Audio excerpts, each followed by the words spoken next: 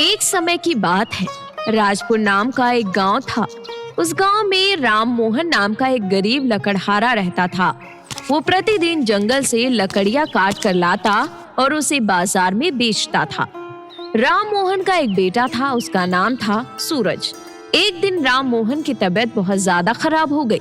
काफी दिन हो गए लेकिन वो ठीक नहीं हो पाया, तो उसने अपने बेटे को बुलाया। सूरज, ओ बेटा सूरज। हाँ पिताजी, बोलिए। बेटा, घर में खाने का एक दाना तक नहीं है। मेरी तबीयत खराब होने की वजह से मैं लकड़ियां काटने नहीं जा पा रहा हूँ। एक काम कर, तू आज जाकर लकड़ियां काट ला, इससे घर में कुछ तो पैसे आएंगे। ठीक है पिताजी। बेटा, जंगल के ज्यादा अंदर मत जाना, वहाँ खतरा है। ठीक है पिताजी, मैं ध्यान रखूंगा।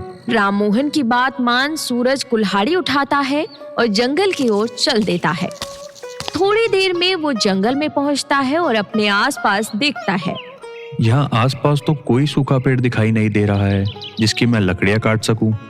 थोड़ा जंगल के अंदर जाना पड़ेगा। सूरज जंगल के अंदर जाता है, तभी वो अपने आगे एक बहुत बड़ा और विशाल पेड़ देखता है। वो देखता है कि वो पेड़ बिल्कुल सूख चुका था। ये पेड़ तो अच्छा दिख रहा है। अगर इसे काट लिया तो पूरे हफ्ते लकड़ियां काटने की जरूरत नहीं पड़ेगी।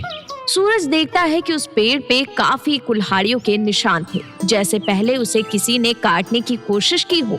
ये सब नजरअंदाज करके सूरज उस पेड़ पे कुल्हाड़ी चलाने लगता है। जैसे ही कुल्हाड़ी की कुछ चोट उस पेड़ पर लगती है, उस पेड़ में से खून आने लगता है।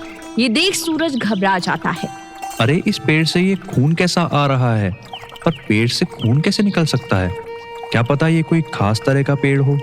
ये सोचकर सूरज फिर से उस पेड़ पर कुल्हाड़ी मारने लगता है। जैसे जैसे सूरज उस पेड़ को काटता है, वैसे वैसे उस पेड़ से खून की धारा बहती है। काफी देर कुल्हाड़ी की चोट खाने से वो पेड़ कमजोर हो जाता है और जमीन पर गिर जाता है। जैसे ही वो पेड़ कटकर जमीन पर गिरता है, तभी वो एक इंसान में बदल जाता है। ये दृश्य देखकर सूरज बहुत डर जाता है। उसने ऐसा दृश्य न कभी देखा था, न सुना था। सूरज को डरते देख वो आदमी बोला, अरे भाई, डरो मत, मैं तुम जैसा ही एक इंसान हूँ। मैं तुम्हारा शुक्रिया करना चाहता हूँ जो तुमने मुझे इस वृक्ष से आजाद कराया। क्या? अगर तुम इंसान हो तो इस वृक्ष में क्या कर रहे थे? क्योंकि मुझ पर देवी माँ का श्राप था। मेरा नाम भानु है। मैं पहले एक नामी चोर हुआ करता था। एक दिन मुझे खबर मिली कि पास के गांव में एक दुर्गा माँ का प्रसिद्ध मंदिर है। उस मंदिर में जो दुर्गा माँ की मूर्ति है वह बेहद ही कीमती है। यह सुन मेरे मन में लालच आ गया। उस लालच के मारे मैं एक रात उस मंदिर के अंदर घुस गया और दुर्गा माँ की मूर्ति उठा लाया। लेकिन मुझे उस मंदिर के पुजारी ने चोरी करते हुए देख लिया। उसने पूरे गांव में शोर मचा दिया। सारे गांव वाले मेरे पीछे पड़ गए। मैं अपनी जान बचाता बचाता इस जंगल में आ गया। भागते भागते मेरे पैर में ठोकर लगी, जिससे मैं नीचे जा गिरा। मेरे हाथ से माँ दुर्गा की मूर्ति छूट गई। तभी मूर्ति में से माँ दुर्गा प्रकट हुई। दुष्ट पापी, तूने मेरी पवित्र मूर्ति को चुराने का दुस्साहस किया है। जा, मैं तुझे श्राप देती हूँ कि तू यहीं इसी समय वृक्ष बन जाएगा और सदियों सदियों तक मुक्ति के लिए तरसेगा। मैं ये सुन रोने लगा और अपनी गलती की माफी मांगने लगा। माँ, मुझे माफ कर दीजिए माता, मुझसे भूल हो गई है। मुझे इतना बड़ा श्राप मत दीजिए। मैं अपना श्राप वापस नहीं ले सकती, पर तुझको ये आशीर्वाद देती हूँ कि जब भी तुझे कोई काटेगा तब तू इस श्राप से मुक्त हो जाएगा। मैं काफी सालों से इस वृक्ष में फंसा था। मैं यहाँ से आने जाने वाले लोगों को आवाज भी लगाता था, लेकिन हर कोई मेरी आवाज से डर जाता था। लेकिन तुमने बिना डरे मुझे दुर्गा माँ के श्राप से मुक्त कराया। इसके लिए तुम्हारा बहुत बहुत शुक्रिया दोस्त। मैं तुमको कुछ देना चाहता हूँ, आओ मेरे साथ। ये सुनकर सूरज भानु के पीछे पीछे जाने लगता है। थोड़ी देर बाद भानु और सूरज जंगल के एक कोने में पहुंचते हैं। सूरज देखता है कि उसके सामने घने झाड़ लगे हुए हैं। भानु उन झाड़ों को हटाता है। सूरज देखता है कि उन पत्तियों के पीछे एक बक्सा रखा है। उस बक्से को भानु खोलता है।